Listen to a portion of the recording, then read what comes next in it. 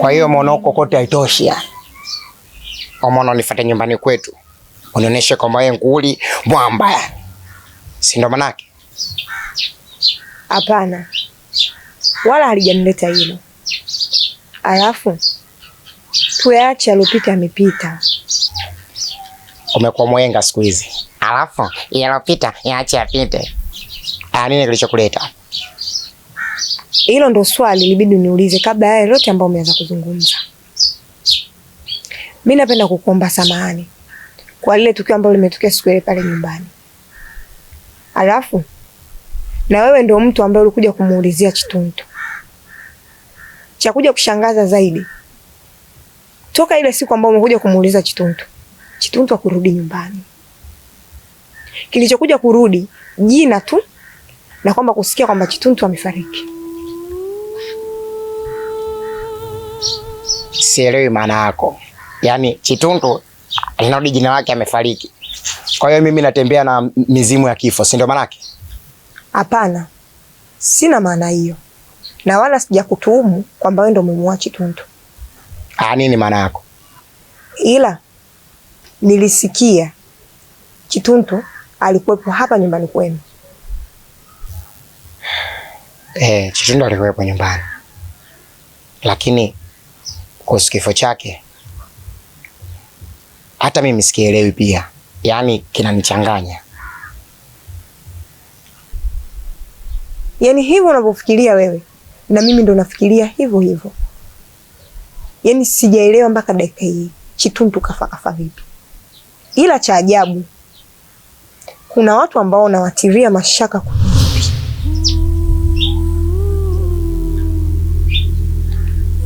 Unachokisema unakisikia kweli? Anaona kielewa unachokiongea? Ya, nakielewa. Kwa sababu kaka yake ni miongoni mwa hao watu ambao nawafikiria mimi au nawahisi. Cha ajabu na cha kusikitisha, kaka yake hapo nyuma alinipa vitisho kiasi kwamba nilikuwa simuelewi anamaanisha nini. Ila baada ya kifo cha Chituntu, kakaangu alikuja kumpa taarifa kwamba mdogo wake amefariki. Lakini jibu ambalo alimjibu kakaangu kwamba aliyekufa muache afe. Huko anapoenda mwacheni aende akaanze maisha yake. Nashindwa kuelewa mpaka dakika hii.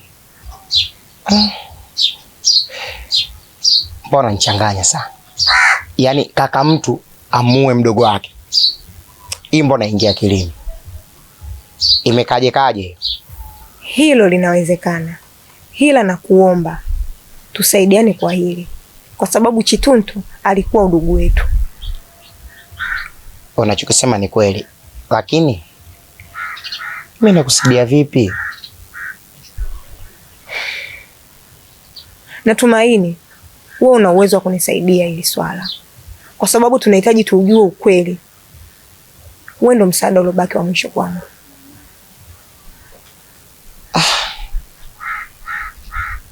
Kwa sababu haya ni mambo ya kishirikina.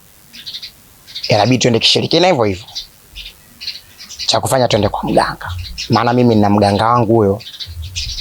Na imani atayamaliza. Na tutajua ukweli wote.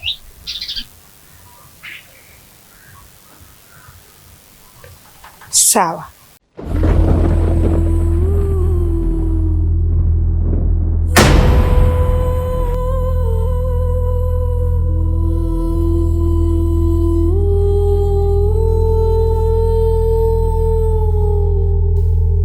Mina. Njoo hapa. Njoo.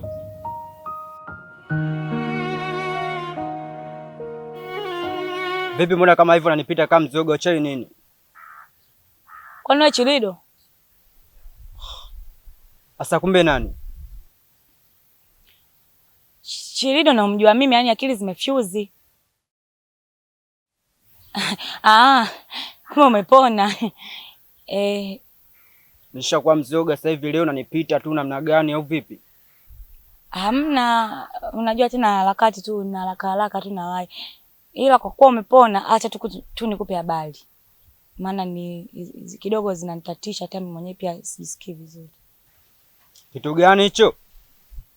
Walda alikuja nyumbani, si unajua alisafiri akasemaje, nipeleke kwa mpenzi wangu Chilido. Mimi nikasema sawa, haina shida. Kweli nikamleta hadi kule unapokaaga kule. Cha kushangaza, ulimtimua, ulimpiga masingi. Pia alikuja na zawadi, alishindwa kukugea zile zawadi kwa sababu ulimkela. Hata mimi pia aliniuma. Kumbe Walda kaja? Ndio. Kulifezea. Nimemletea noma kabisa, yani unaona. Ndio. Sema kwa vipi? Sema baridi. Haya poa.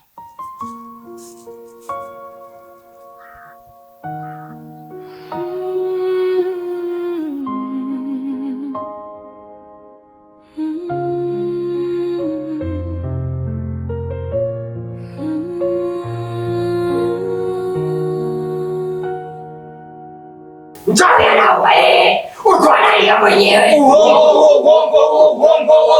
Mchana na wewe, uko analia mwenyewe. Mchana na wewe, uko analia mwenyewe.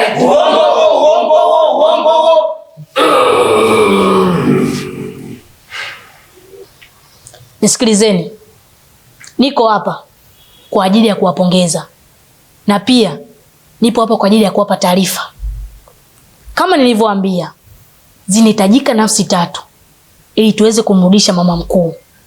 Lakini mpaka sasa zimepatikana nafsi 2. Hilo ni jambo la kujipongeza sana. Lakini inabidi ipatikane nafsi ya mwisho ambayo ni nafsi ya 3. Na kila mtu anaweza kaileta. Singa, nilishakupa maelekezo. Muda unazidi kwenda na mambo ni mengi sana. Nadhani hapo tunaelewana. Ndio mkuu. Kile ulichoniambia nitakitekeleza. Na sadaka itapatikana hapa hapa, nitaileta. Wala usijali mkuu. Mbona chelewa nini? Unamwonea huruma? Huruma sio malezi. Ila naona kama umeshiba, sio ushamtafuna mwanao. Hebu acheni na mambo yenu. Mimi naondoka. Singa, inabidi ulifanyie hilo kazi.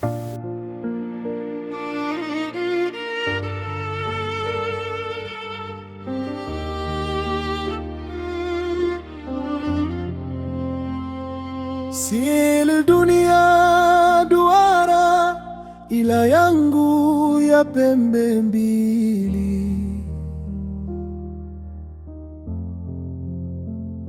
Maana roho za binadamu wengi wao makafiri,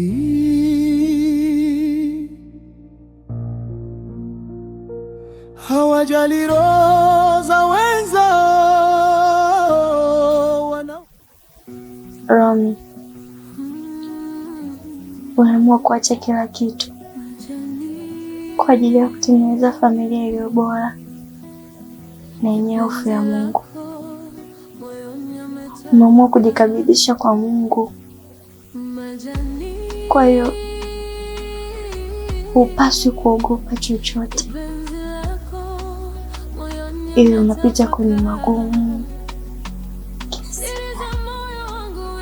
lakini mtumainie yeye, kwa kuwa ushaamua kumwamini yeye. Hupaswi kuwa na uoga wa aina yoyote.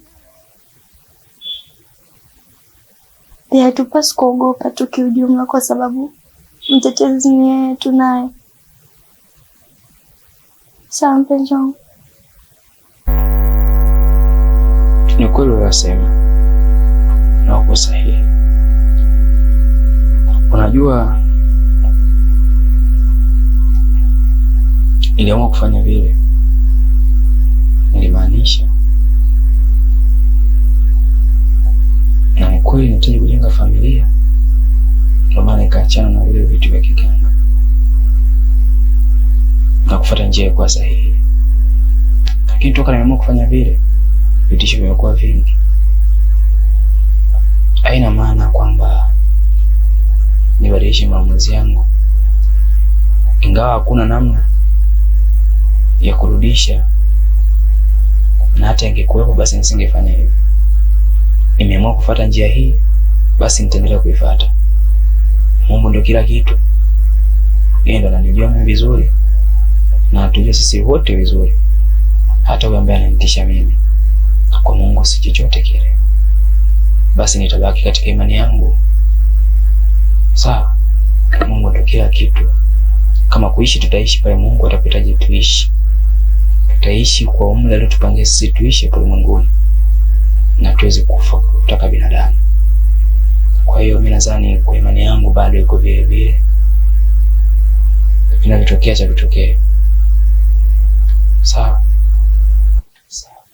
Sawa.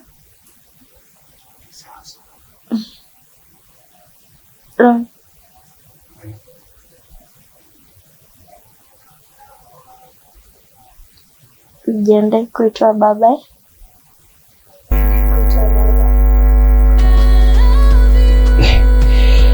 Kuna maisha na mimba. Kweli.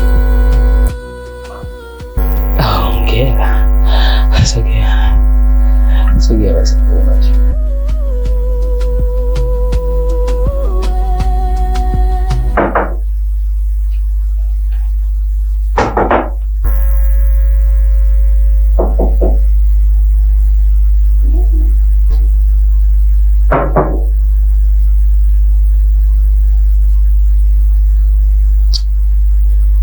Uje sijasikia hata mlango mkuu wa kugonga hodi, hapo mtu anakuja moja kwa moja anagonga mlango wa chumbani. Maana yake ni nani?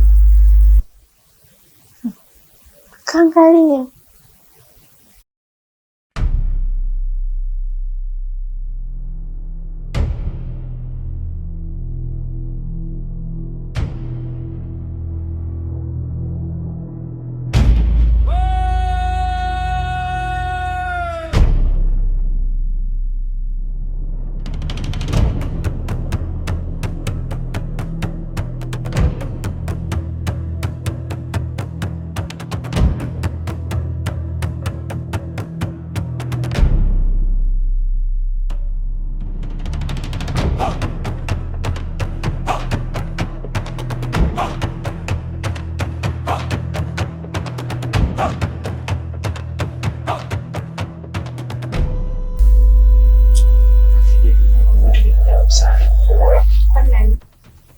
Nani? Hamna mtu. Siwisikia kabisa mtu anagonga. Kutoka paka hamna mtu yoyote. Na nikakwambia nenda kaangalie. Ina maana kweli hamna mtu huko.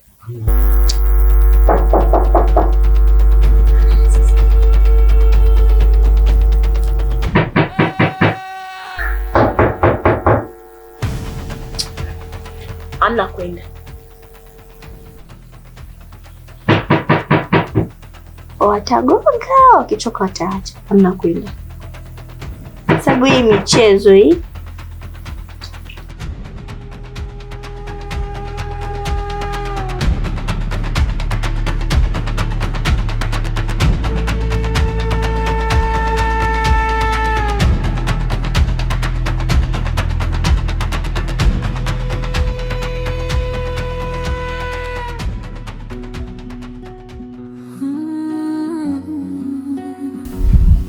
Hivi unajua kumbe wewe ni king'ang'anizi. Wewe ni king'ang'anizi. Ukiambiwa hautakiwi, hautaki kuelewa kabisa. Ni kwa nini? Naam. Sio kwamba nakuwa ni king'ang'anizi. Ila naomba tu utambue kuwa kinachonisababisha wewe unione mimi kuwa ni king'ang'anizi ni moyo wangu. Moyo wangu na hisia za dhati juu yako naona. Na niko tayari unione hivyo hivyo king'ang'anizi. Ila kikubwa ninachohitaji utambue kuwa nakupenda. Hisia zangu zimeshazama kwako Naomi. Basi nakuomba unielewe hata kidogo. Nakupenda sana Naomi.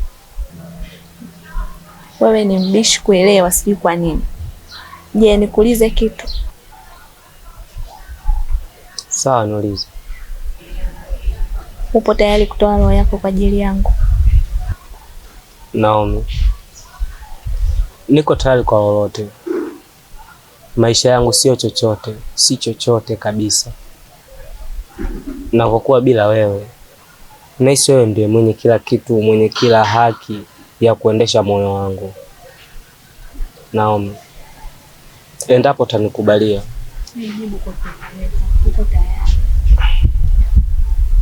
Ndio, niko tayari.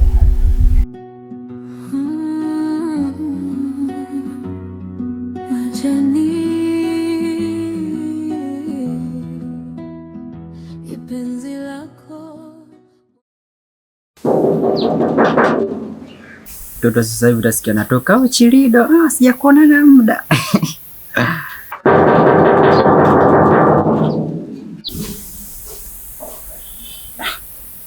Mbona kimya sasa?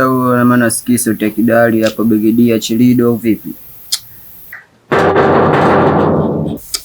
Asa mtoto kaondoka au vipi? Au ndio ile misondo alionipangilia mimi, na sijui kwamba mtoto leo nimemzingua sijui nini. Shakuwa fezea sasa.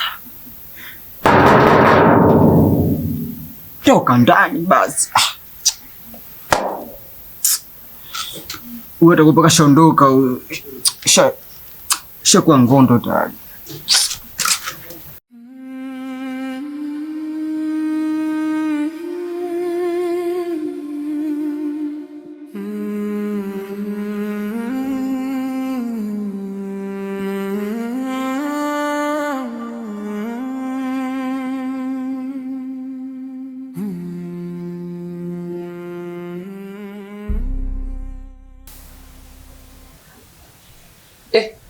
Kulikoni? Vipi? Nimekuja kukupongeza kwa kufanikiwa kumuoa ex wako. Hivyo tu? Wewe kinachokuhusu nini hapo? Hapana, sio kwa ubaya. Najua nilikosea, lakini nilikosea pasipo kujua. Ningeomba tu nisamehe, tuendelee na rafiki wetu. Mimi msamaha na wewe sina. Ili bifu umelianzisha na mimi nitalimaliza. Nimemshona yeye, nitakushona na wewe pia. Unajua wewe ndo mtu wangu wa karibu. Na dadangu pia ndo hivyo, ashafariki. Sina mtu wa karibu zaidi yako. Pia na wewe unanikataa. Dadangu ndo hivyo. Dada yako ulimuua kwa uzembe wako. Wewe umemtoa kafara wewe. Wewe una akili kitimamu wewe kumuua dada yako? Wewe ulimtoa kafara mwenyewe. Sasa sikia, mimi nataka hapo uondoke. Sasa nikuone. Ujue sisi ni wanaume. Jaribu kufikiria. Na mimi ndo nilokuonesha chocho zote za kuingilia. Bado hujatoka hapo. Jaribu kunielewa basi. Maana unielewi nikokotee mawe. Maana unielewi nikokotee mawe, si ndio? Sasa ngojea. Endelea kukaa hapo. Ondoka hapo. Wewe ondoka. Ninakwambia ondoka.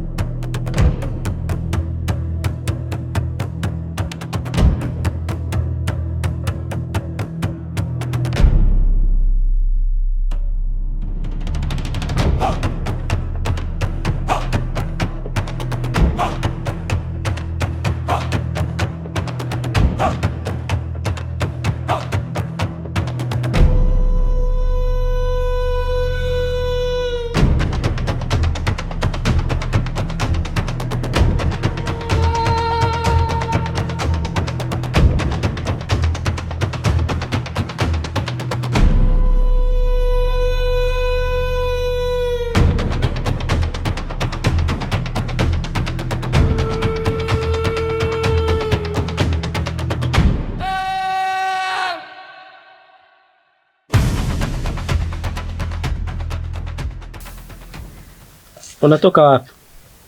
Nimetoka zangu huko kumwangalia mwanangu Mjegeja.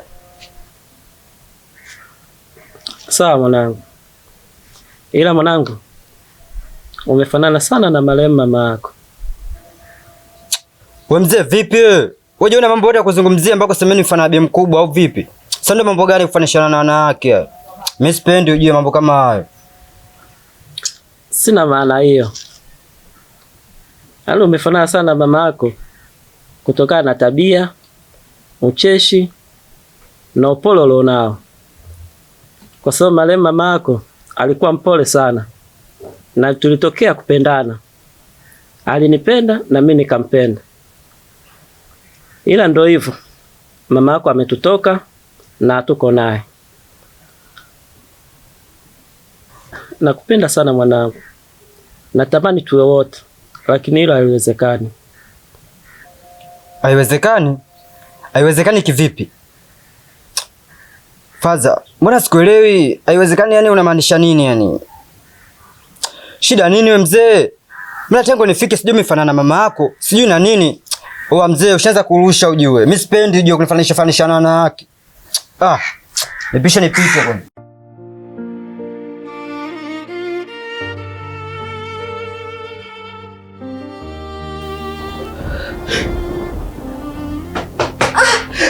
Kichwa.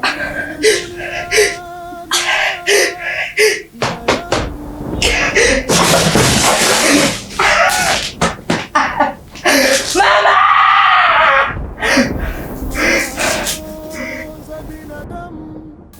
Kaka, mbona umepoa sana? Lazima nipoe mdogo wangu, maana hili jambo linazidi kuniumiza kichwa na sijui mwisho wake utakuwepo wapi.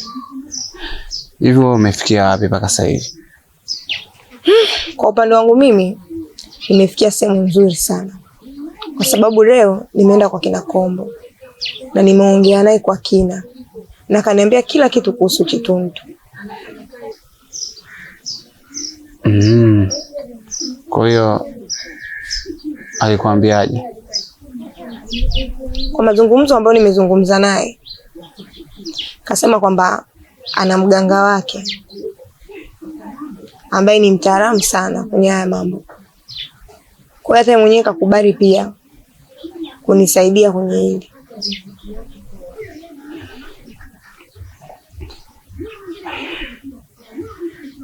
Sawa, ni jambo jema, maana hili swala sio la kawaida, lazima lifanyiwe huko kwa mtaalamu.